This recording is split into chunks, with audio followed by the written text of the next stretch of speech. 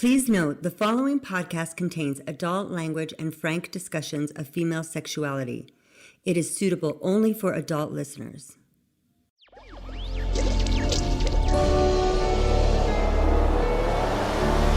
ElectraCast.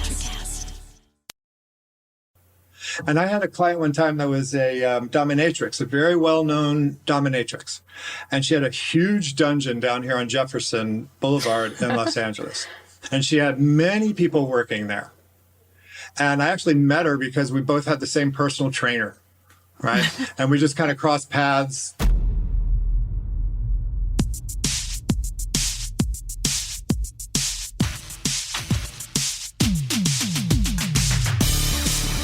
I'm your host, Yvette Lopez. I'm a former Playboy, Maxim, and FHM model. Currently, I'm a singer, compassionate healer, and an entrepreneur in wellness and fashion. Welcome to our show. Hi, my name is Yvette Lopez, and you're listening to Bodacious Minds, a show that empowers you in every way. Sex, money, relationships, spiritually, emotionally. Sasha, hi.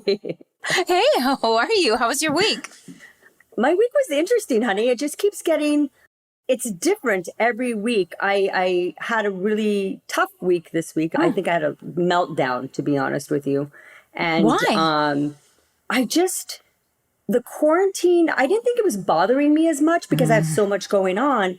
But what it's really doing for me is putting me into it's like time travel. Like one day I'm 5 years old, one day I'm 13 years old, and I start to reflect on all of these things in my life. And, I seem to be focused more on all of the things that were not good in my life. And I try my hardest to remember that I'm strong and I can get through this. And it's my past. It doesn't really belong to me anymore, but fucking A, it's like I can't shake this shit off. And so our guest has been a huge help for me, and I wanted to have him on the show just to share this person and his knowledge on working with shame and trauma. Today's guest is Brian Mahan, a somatic experience practitioner. He has done amazing work for many people for the past 15 years. And I'd like to introduce him to you, Sasha, and to our listeners. Hi, Brian. How are you? Welcome. Thank you, Sasha. Nice to meet you. And good to see you, Yvette, as always. Hi. Thank you. I know I'm excited that you get to see me in my dolled up attire. I've never. I know. Sasha, I'm always in tears and a ponytail. Oh, when I see, which is not a bad thing. Exactly, because you're releasing all that stuff. So, and crying is one of the ways that we release those things. And so, Brian, tell us a little bit about the work you do.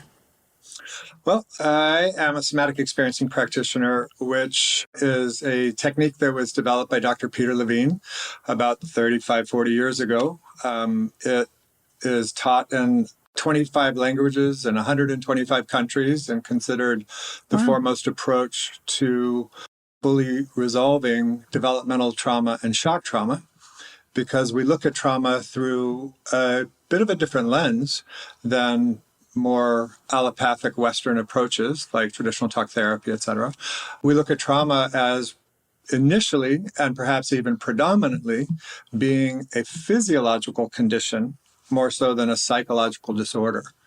And one of the reasons that we look at it that way is that we can become traumatized pre-verbal, precognitive, and preconceptual.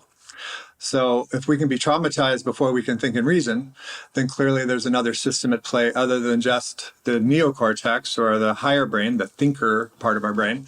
And that system is the lower brain, the freeze, flight, fight, fornicate, feed, early detection, warning system, guardian angel part of our brain. And it governs the autonomic nervous system. And the autonomic nervous system is part of how the body self-regulates.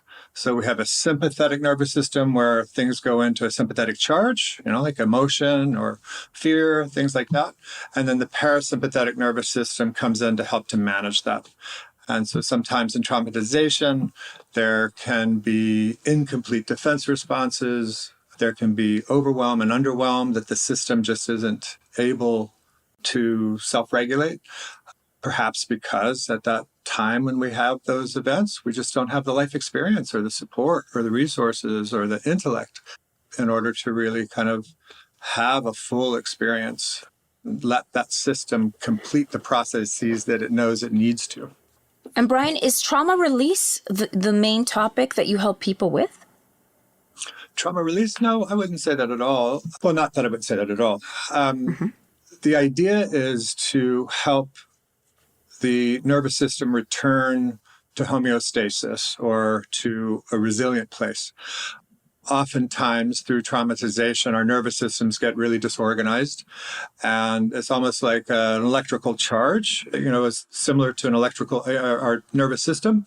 And in an electrical field, we can have short circuits, and we can kind of have the same kind of thing happen in our nervous systems. And so sometimes the system has to learn how to reroute. Though we do work ultimately with neuroplasticity at times, but ultimately, if possible, we're trying to assist the nervous system to discharge and reorganize so that it can come back to homeostasis and normal, full expression. Because, with traumatization, sometimes our banks of toleration become collapsed and we're just kind of living a short and shallow and small existence. We don't have a whole lot of expression. And so as we build the agency and capacity for the nervous system's banks of toleration to expand, we're also raising our midline as well. And in there, we can have greater expression, feel all of our emotions, and have them be more fluid than getting stuck in them. And Brian, how is it that you got into this yourself? Tell us a little bit more about that. Well, I had spent 25 years trying to heal. I had gone to every kahuna and witch doctor and healer I could find. I went to every Western approach I could find. And, I tried it all. And there was some sense of some growth, some healing. December 21st, 2003, I was heading to see a client of mine, and I was hit by one of two cars that were racing on the freeway, like out of the movie Fast and Furious. One of the witnesses said that she thinks the car was red, but it was going too fast to tell for sure. Oh, my God. And my car flipped end over end, rolled 3 times across 3 lanes of traffic, slid on the driver's door 150 feet, and crashed into a concrete wall. And I walked away from it. And then after the wreck and how discombobulating that whole experience was, I don't even know the time frame, but sometime later I started having panic attacks. But of course, I didn't know they were panic attacks at the time. I just thought I was going crazy or I had become possessed. So I sought out help, and I went to my first point in health at the time, Dr. Connie, and I asked her for a referral for an exorcist. And she kind of looked at me and tilted her head. She was like, "Honey, what's going on?" And so I told her what was happening. And she said, "Oh, honey, I don't think you need an exorcist. I think you need a trauma specialist." And so she sent me to a somatic experiencing practitioner. And in 3 sessions, my panic attack stopped. That's awesome. And within 2 weeks of that 3rd session, I entered the training. I was like, I don't know what voodoo this is, but I want to study this. I want to figure out what this is, and I want to help other people. And so I never thought in a million years I'd be where I am doing what I'm doing. But man, Brian, I love my work. I have a question. We're raised all in different ways, obviously, but we're raised to don't speak, don't sit, don't touch, don't cry, do you think all of this stuff comes from that? Like we're trained to basically not fucking feel and not be ourselves. We're trained to be what our parents quote unquote want us to be. And because I know growing up, I grew up in a beauty salon. My grandmother owned a beauty salon. Always getting my hair done. Always Mine dressed too. up like a fucking doll. I know. You and I have that in common. You and I would get our hair done at the same time. And I watching my grandmother be dolled up. And Lord forbid, when I went away to my uncles, I could get dirty and play in the dirt and stuff, but I was raised, you know, when I would cry, look at people are looking at you, they're staring at you, to embarrass me. So now, Lord forbid, I get it in like the slightest like argument or anything like that in public, I freak out. Like my husband can't approach me about anything in public. I'm like, it sends me into shock. I like freeze and can't talk and I'm embarrassed. Isn't it funny how that old stuff still stays with us? It's Like throughout the years, isn't it? It's Our surreal. parents were wrong. Plus, as Latinos, we're very concerned about what people are going to say. In Spanish, we have a saying, el que dirán, which means what people will say. It's like a term because it's that concern about what other people are going to think. And I feel like with all humans, that's the case. But in certain cultures, for example, like in a lot of Asian culture, it's all about making sure you save face and making sure that you don't embarrass yourself or your family. I think, Absolutely. you know, that, Brian, what is your take on all that? Well, I think All what we're this. talking about is the universal experience of shame. Yeah. Because shame is used in every culture since the beginning of time to socialize children, to protect the tribe, which can be the family itself or the larger community, and to establish power and to maintain hierarchy. And so the interesting thing is that we can feel shame before we have cognition, right? And so it's actually a physiological survival mechanism. Because as children, we must remain in favor. We must maintain those relational bridges, even with the people who are shaming us, right? And when we're being shamed, the terror that we feel inside is the terror of abandonment, neglect, being shunned, or being cast out. And what that means to a child on an instinctual level is survival, because human animals are 100% dependent upon others for their care and survival for about 25% of their lives. Unless you're a millennial, then it's about 30 to 40% of your life. But we have to recognize and acknowledge that there's this instinctual behavioral component. And so, you know, when we're feeling shame, the first thing that happens is our brains get scrambled, right? We can't think clearly. Then we break social engagement. So we look down and away. Our larynx constricts to stop us from saying whatever we were saying. And our bodies become immobilized to stop us from doing whatever we were doing. And that immobilization can occur through bracing or through collapse. Right? And so that reaction, when habituated over time, becomes a part of the expression of, can become a part of the expression of who we are. And when we're in that shame response or in those shaming experiences, we form beliefs.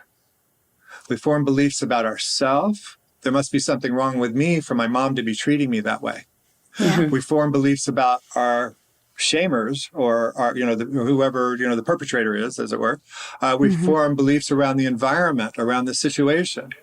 And we also bring on survival strategies and coping mechanisms and defense structures that are indicative of where we are in our lives at that time, our intellect, our life experience, et cetera. So some of these reactions are actually quite, quote unquote, immature.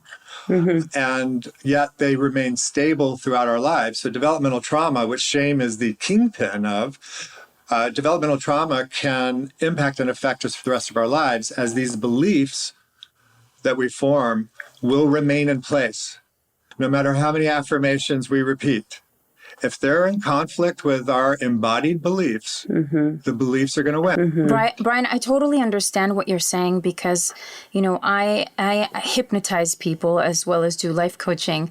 And one of the things that I've explained to people is that a lot of times, you know, our minds learn these patterns. And once your mind has a pattern, your mind keeps wanting to repeat the same thing over and over and over again. And it knows it so instinctively that you don't even have to try to bring that up, to conjure that up. It just happens.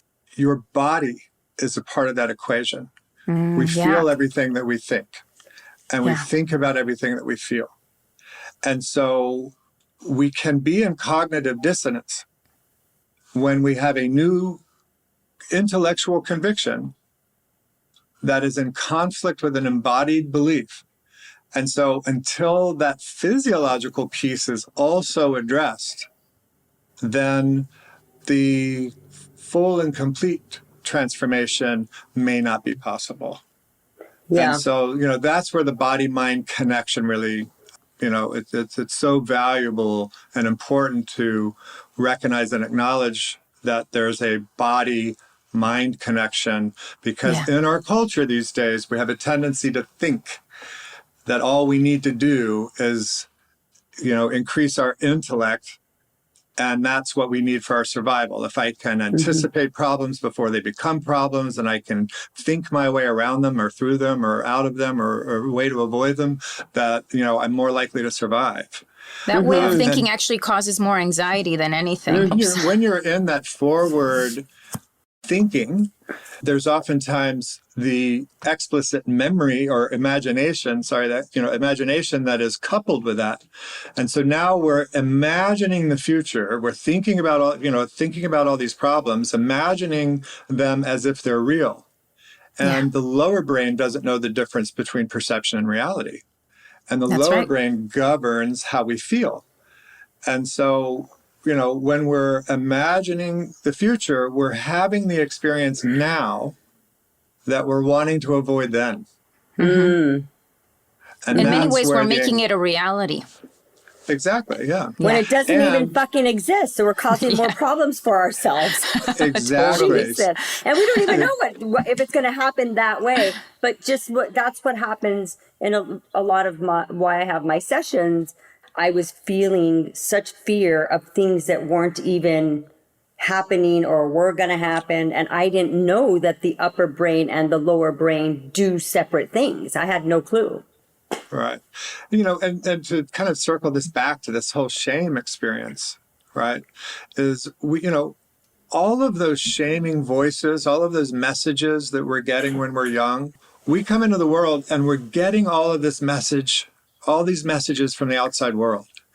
And this part of you is unacceptable. This part of you is wrong. That behavior is bad, right? And in order to protect ourselves, we take on those voices and we create this part within us that becomes the inner critic. So it's a self-protective mechanism initially, but it then becomes almost part of our personality, because so much of how we see ourselves and the world and our relationship to others in the world is based in shame. And Brian, it's based what you're in the sense saying, there's something wrong with me. Brian, what you're saying makes so much sense to me, because at a young age, we're already being hypnotized. And so we're not born with all of these notions, but with enough time and everything that's around us, whether it be media, family, teachers, in the end, that we get all of these unfortunate conceptions, and then they become a part of our way of thinking, feeling, and behaving. I just want to get into this before we go into something else. Go for it. Yeah, I feel that, relationships, friendships and relationships, with your partner, I feel that has totally taken over everyone. Like, we become something every time I was in a relationship, I had to become something different to be in that relationship. And I had become so many Yvettes, I didn't even know who the fuck I was. And I'm just now learning to like myself, love myself, who I am, what I like. Didn't even know I like to have hobbies, because again, in every relationship, I just morphed into what they wanted me to be. Brian, do you think that comes from having to morph into what your parents want you to be? Absolutely. Absolutely. Because we're getting these messages like, I grew up in a wealthy family, and my parents didn't come from wealth. And so they found themselves in this echelon of society that they wanted to fit in, and they wanted to belong, and they wanted to raise us as if we were fifth generation, blue-blooded, well-heeled, well-behaved Southern gentlemen, right? But they didn't really have a clear idea of what that was. And so what they did is they course corrected my every thought, word, and action into what they thought other people in that society would embrace. So I've had to dismember all these parts of me that I'd come to learn weren't acceptable, weren't good, weren't right, weren't the best. But what happened is that I came to learn from that experience that there wasn't anything good about me. There wasn't anything I could say properly, perfectly, with the right vocabulary, enunciation, pronunciation, etc., right? Because everything was so micromanaged. And so what I learned was that I needed to be still and quiet. That was how I figured out I could be liked and embraced, was if I could become a chameleon. If I could, because there wasn't anything good about me, so let me be like whoever I'm in front of, and maybe they'll like me because I'm more similar to them. But the problem is that when I was in a group, I had to become invisible because I couldn't do that, right? And yes, so all of this stuff becomes part of our personality, becomes part of, how we behave in the world. And there's the constant internal conflict and all those self-loathing voices and self-corrections that occur within because we're trying to self-preservate. We're trying to ensure that we'll be liked. And so we want to be able to shift out of these internalized beliefs that there's something wrong with me and I'm bad and I'm unfixable into healthy shame where we have discernment. I can bring these parts of me forward in this group and I can hold these parts back. And when I go over to that group, I can bring forward other parts and hold other parts back. And so we get to have an authentic expression of ourselves when we can embrace all of who we are, the good, the bad, and the indifferent. So that said, I'm thinking in particular about a client of mine who came to me originally following a diagnosis of being borderline Asperger's. And when I first opened the door, she could not look at me in the eyes. I extended my hand to greet her. She couldn't, shake my hand. I brought her into my office. We sat down, and there was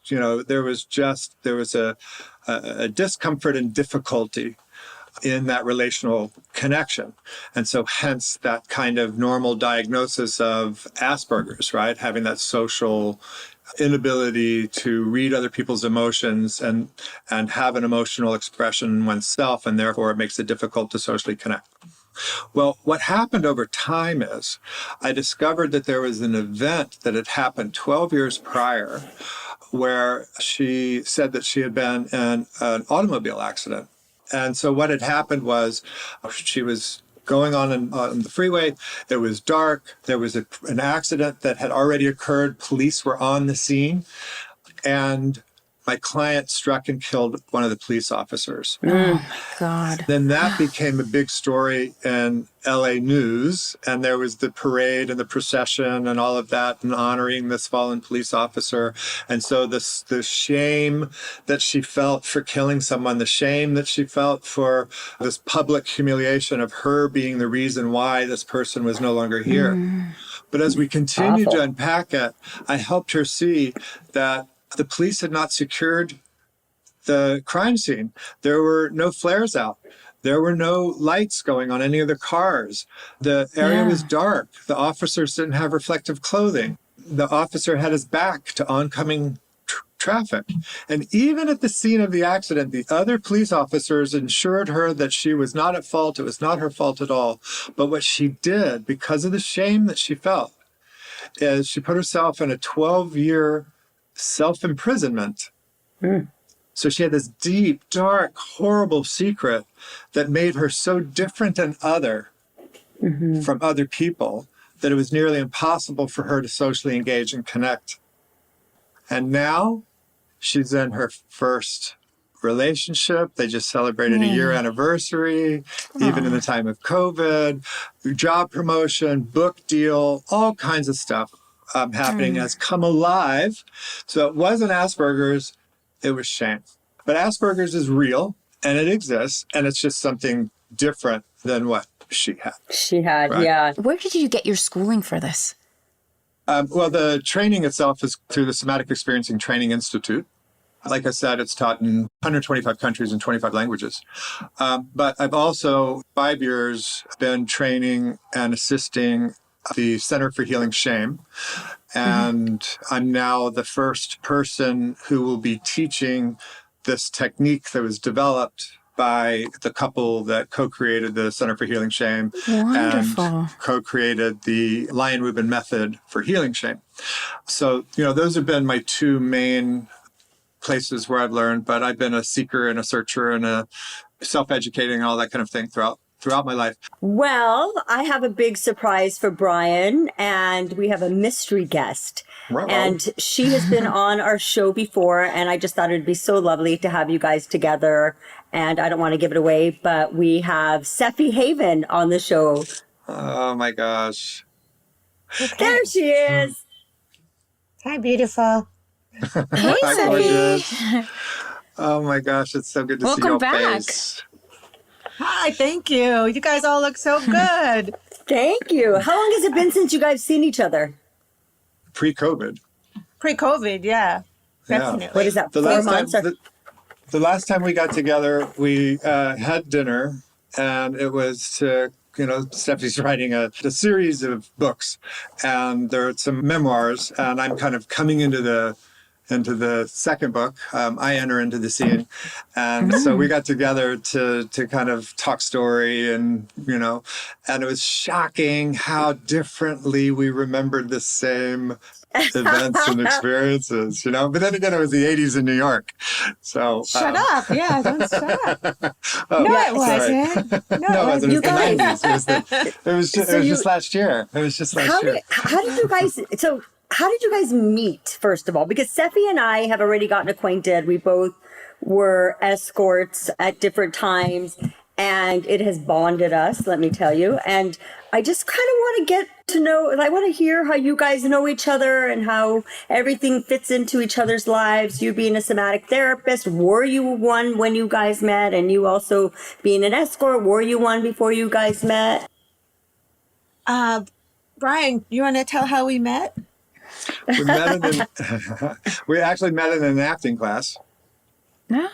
And I went in to audit the acting class, and there was this beautiful redhead who did a kind of an improv scene on stage.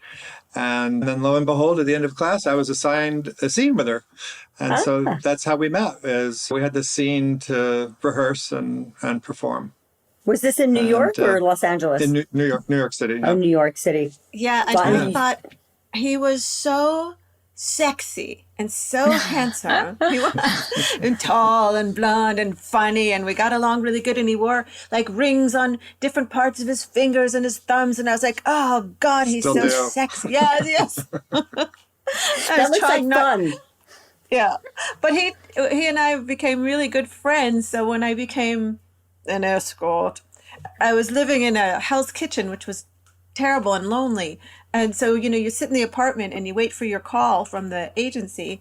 Instead, I would head over to Brian's apartment. He lived on 23rd in Chelsea, and hang out at his apartment, and we'd eat Malamars. Well, he would eat Malamars because I didn't want to take my clothes off and have a Malamar belly. I called them moon pies because I'm from the South. That's right, moon pies. And he would make dinner, and we'd watch, movies on the TV, the television. And one of my first important calls was when I was with Brian. The guy wanted somebody with star quality, and I was too scared to go out the door. I was like, oh, he's going to hate me. Oh, I have no star quality. What am I going to do? So Brian was really kind of like a best friend, and really one of the only people that knew that I was working. So one of the only people I could confide in. He gave me one session one time. It was pretty amazing. So I was starting stand-up, and I was terrified. And I had tohuge stage fright after all those years of not being on stage. So Brian said, come over, doll. And I came over, and he kind of took me through what was it, Brian? Like a hypnotic thing, or just to talk Well, I don't through, really or... like to think of it as hypnosis in any way. We worked on helping to lower the affect of all of her anxiety and nerves. And then, it gave you some tools and techniques that you could kind of apply yourself before going on stage. And then, of course, I was there. Yes, that was the best thing. Not only was he there, he brought like this whole contingent of people, and they were great. They were big laughers. It was super. But then years later, I used those techniques. Like when I was going into like having really stressful moments, having panic attacks, I kind of remembered what he said, and really it helped. Well, Brian, everyone needs a Brian. How did you guys both end up in Los Angeles from New York? And was it kind of at the same time? I don't know about the timing. I came out to finish up a film, and then, I was like, I got to go to LA, Hollywood, because I was a New York actor, right? And then, I kind of like got off the plane and I was like, wow, sun and sky and, and then I had to go back to New York. And then I came out one time to screen test because it was down to me and Richard Greco to replace Johnny Depp on 21 Jump Street. Oh, no shit. And that was a moment where my shame lost the job for me. So, I went in, everybody loved me, blah, blah, blah. I was the first pick over Richard Greco. And then I just blew it. I just blew it in the interview because my shame took over and I collapsed and I said stupid things and and they were like, well, we certainly can't trust this guy to headline a show. And so... But so Steffi was kind of bi-coastal for a while, I think. It was, yeah. So you were in Juilliard, correct, when you guys met?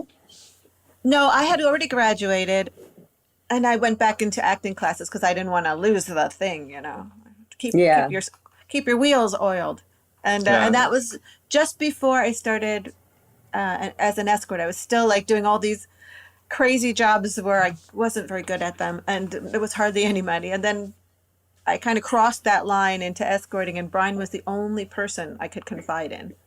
So Brian, you obviously working through shame and stuff. Did you ever feel like it was something that you needed to be in her life for, or you just kept it basically that was your friend and supported her in whatever she did, or did you feel the need to be a therapist at that time?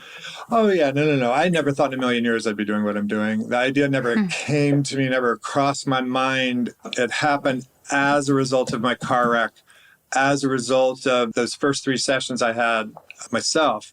I went from having 7 to 10 full-blown panic attacks every single day, all day long. I was laying in the living room floor in the fetal position, howling at the moon with the curtains drawn and the phones off. I didn't want anybody to know what was happening because I didn't want to get 5150'd. I didn't want to get locked up, And so I was terrified to tell anybody. And then I went to Dr. Connie. She sent me to the Somatic Experiencing Practitioner, 3 sessions. My panic attack stopped. I haven't had one in 16 years, going on 17. Lucky. Right. And then immediately just went into the training. And I didn't necessarily even think at the time that was going to be a career change for me. But it was just continued to be so transformational. It's a 3-year training program. And so I continued having sessions throughout that time and then doing the training. And then I started helping friends.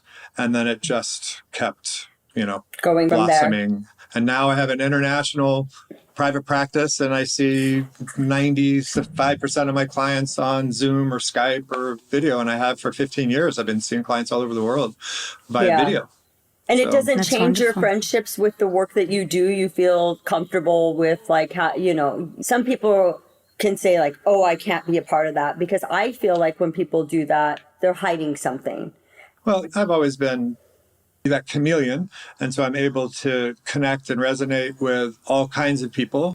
And that certainly has been developed and honed over the last 16 years in working with trauma and working with shame. And part of working with shame is I can't be in that hierarchical position. I need to join my clients. And that's why I use a lot of self-disclosure, because I want my clients to know, we're in this together, and we're equals. There's no difference here, because shame exists anywhere there's a feeling of difference. Mm-hmm. Yeah. And that's one of the things that I've always loved about Steffi is her heart and her focus and her mind has been as a healer. I love that. She's done what she's done in a transformative way for herself and for her clients. She is a healer. And I had a client one time that was a dominatrix, a very well-known dominatrix.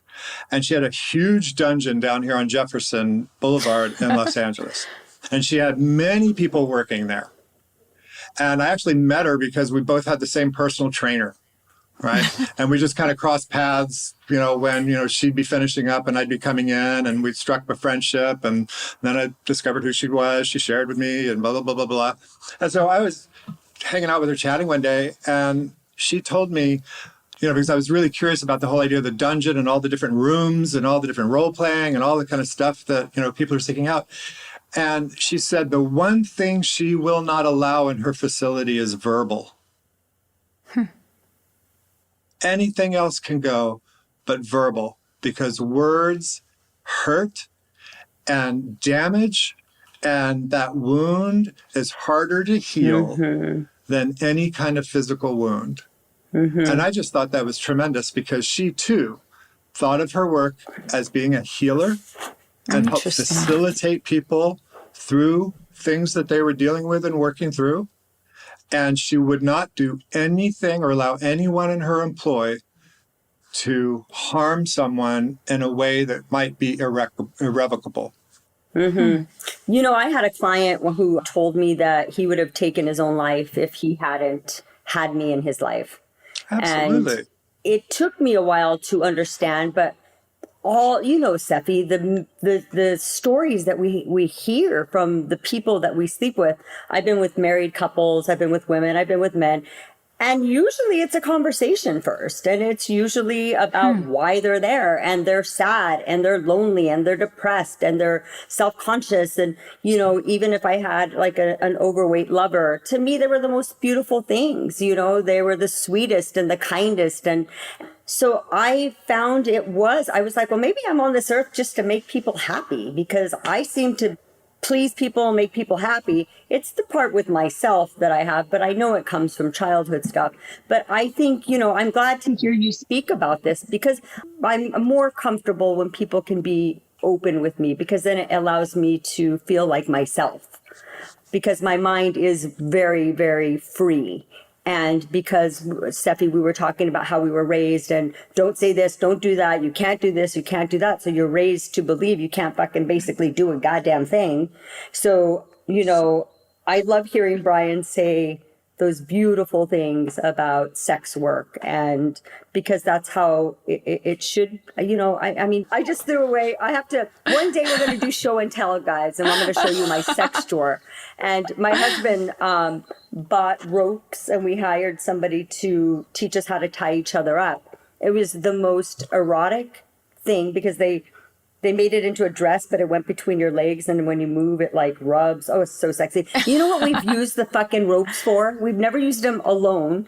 We use them to tie the doors shut so the dogs can't come in. That's hilarious. That's funny. So I need more of this sex talk with you guys. How about you, Seth? What's your favorite type of porn? It's so funny. I never watched much porn, but that was mostly because I was working so much. So I was kind of living in this kind of thing. And I was like, when I was done, I was like, I just want to watch Judge Judy and eat a hamburger, but this is how I came to porn. Was I had clients who liked porn, and it would extend the time, because they would bring these VHS tapes. Oh my God, so old, but these VHS tapes, and we'd pop them in and watch whatever kind they liked. What I noticed, though, back when it went from VHS tapes, or, you had to go to those movie houses where Pee-wee Herman lost his career or whatever, that men nowadays, because it's so available and on their phones, I notice nowadays that men have a lot harder time getting hard, staying hard, and I kind of say, have you watched a lot of porn? Because there's a lot of, do you know what I mean? A lot of expectation of what they have now. They have these images in their minds, or a certain way of doing it, I don't know. I think it kind of distorts things just a little bit about what people are. Or one time, a man actually slapped my breasts. And I was like, hey, Ooh. what you, Ouch. I am not in a porno. Because, in pornos, they get like, now they're kind of like slapping the women's breasts and they're like, yeah, you like it, don't you? And she's like, oh yeah, I love it. No, It's not just- at all. Actually. Yeah. yeah, my it's really breast. weird. Or they'll, I don't know if so one guy had this porn in, and it was this girl, sweet, whatever. And the guys are always such ugly, like, 1970s mustaches and hair coming out everywhere. And they're like, they spit on their hand and they spit on the girl. And so when guys in real life now have such accessible porn, I can always tell because they're like spit. And I'm like, oh, no. No spitting. No. Because this is actually delicate. And it's an innie. Your thing goes innie. That's why. So it's got to be clean. You can't just spit. Ew, a big loogie. Yeah, you don't have it much, but when you do, like, like the guy's been watching a little too much porn. I haven't had that in a very long time, but I do remember when it was, I love that when somebody's watched so much porn. Well, you guys, we have to wrap things up, but I appreciate all of you guys being on here with us. And, it was so fun to have both of you on here. And I'd love to have more conversation with Sephe. And I have questions for Sephe and Brian, and we can do this again another time. But anything else you guys want to add to this or give your words of wisdom to our listeners, Brian? Well, I don't know about words of wisdom to the listeners as much as what I would love to say is just how proud I am of you. Oh, thank you, sweetheart. To see you stepping into your own embodiment and your own empowerment. And, I'm going to cry. and moving forward, right? Even in the face of fear and pain and challenges, right? Because that's an act of courage. And so I just want to acknowledge your courage and your big old bodacious heart because of what you're doing here and wanting to help your listeners gain a better understanding of how everyone gets to be who they are. I have an expression, and this is what I'll say to the listeners. You be you, boo. You be you. Just be you. All of you. You may find that there are certain places where you hold a little bit of you back because of the circumstance or the relationships that, are there in the field. But then that doesn't mean you have to hold that part back everywhere. You'll find other places and other people where you can express those parts of yourself too. And that's the superhero power of discernment. Love that. Thank you. Thank you, guys. And thank you, Sephe, for taking the time to come in and share your time with us. And I wanted to see you guys together. Thank you for inviting me. It's great to see you. You look beautiful, Sasha. You look great. Thanks for joining nice us, to see you. guys. Yeah, great thank seeing you again. Pleasure meeting you, Sasha, and so good to see you. Pleasure meeting you as well. Yeah. All right. All right, Thanks, guys. kiddos. All right, guys. Bye for now. Bye. On the next episode of Bodacious Minds, join me and my guest host Stephanie Baclan as we talk with Darlene Bernella, who along with her twin sister was named Playboy Playmate of the Millennium. She shares with us how she overcame abuse to lead a radiant life as a mother, writer, and activist. Thanks for listening, and thank you to my guest co-host Sasha Carrion and our guests Brian Mahan and Sephe Haven. Bodacious Minds is a production of ElectraCast Media. Our executive producers are Mark Netter and Peter Rafelson. Our editor is Antoine Bledsoe. I'm your host and producer, Yvette Lopez.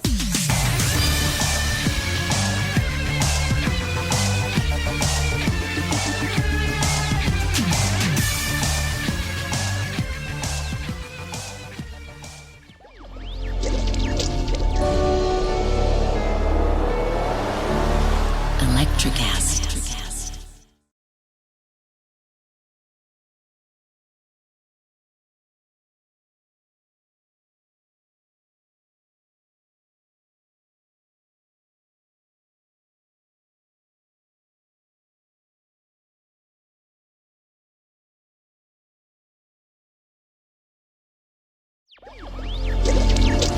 ElectraCast. Welcome to the Candle Power Hour. Come with us backstage, behind the scenes of show business, spanning over 4 decades and bringing you the experiences that can only be told by the people who were there. Our guests are from the A-list, the F-list, and everyone in between. Get set for some of the most insane, hilarious, and inspiring stories you will ever hear. I'm Mercury. And I'm Diego. Your host for the Candle Power Hour.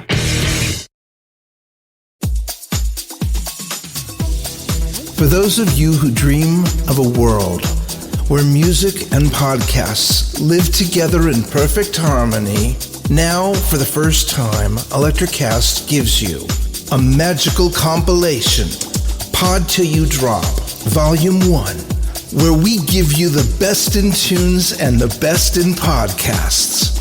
Feast your ears and hear the culture. Available now wherever you listen to music.